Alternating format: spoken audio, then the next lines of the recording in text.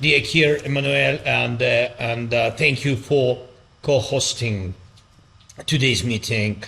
Dear friends, leaders, I'm happy that we have today's conversation.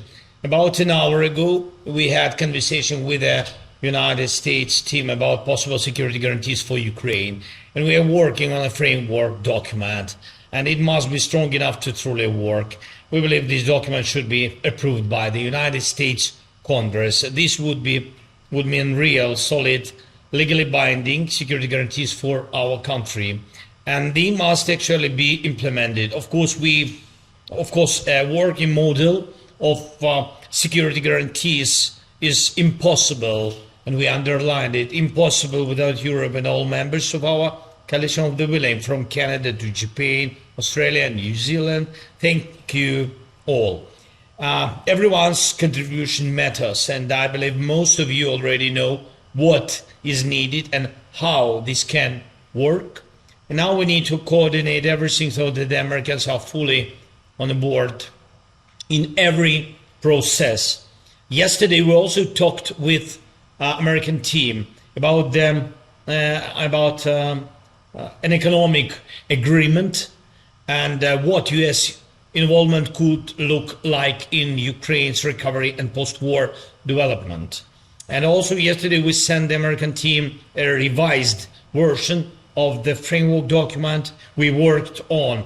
It includes 20 key points. These can be the foundation for everything, and I'm waiting for feedback from America.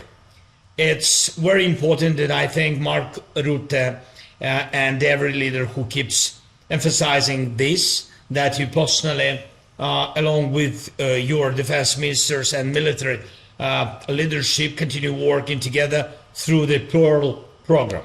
And this program needs to be actively filled with content and concrete actions. And thank you to everyone who is helping us keep the front line stable, strengthen our air defense, and maintain our overall resilience, especially now as Russian strikes on our energy infrastructure continue each day. And I urge everyone to move forward as quickly as possible on the issue of using frozen Russian assets. I'm grateful for the leadership of the EU, of Ursula von der Leyen, Antonio Costa, and everyone who is helping. And this is truly necessary, and it will make a significant contribution to our security, our shared security. And one more point, we are ready to work with President Trump in any format. And if President Trump is speaking more about elections in Ukraine, I want to say this very openly. We can try to hold elections. Ukraine is not hiding from democracy, but to make elections possible, there must be a security component, and America can help with this the most. If there is a need for elections now, there must be a ceasefire at least during election process and during voting, and this is something that must be discussed.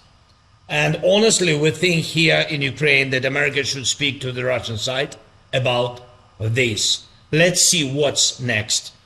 And so I ask you to support Ukraine in this and other important matters.